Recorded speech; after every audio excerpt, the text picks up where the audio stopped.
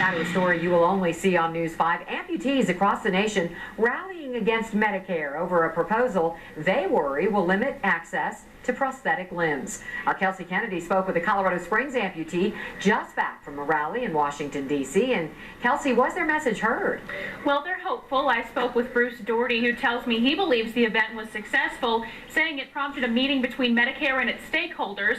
The agency, though, still hasn't said whether they plan to change the proposal. Hello, my name's Bruce Daugherty. I drove all the way from Colorado Springs to be here today. Daugherty was born with a club foot and lived for decades adapting to whatever life threw his way. Growing up, I would tell Dad, I can't do this, without even trying. And he would say, "Can't never did anything, get over here and do this." Since his amputation, that saying is now his daily motivation. Life now full of what he can do.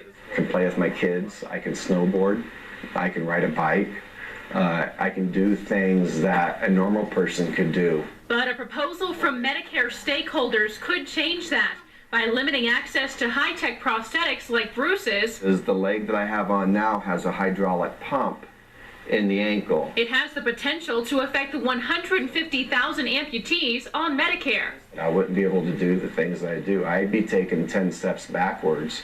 And after thinking about it, like I said, a lot of my decision to amputate was the higher functioning prosthetic limbs.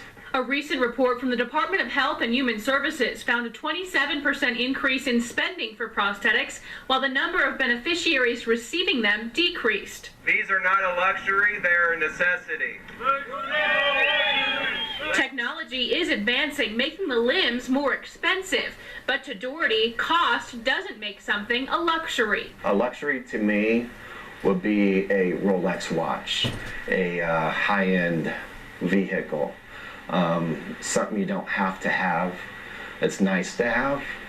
I have to have my prosthetic. Legs are not a luxury.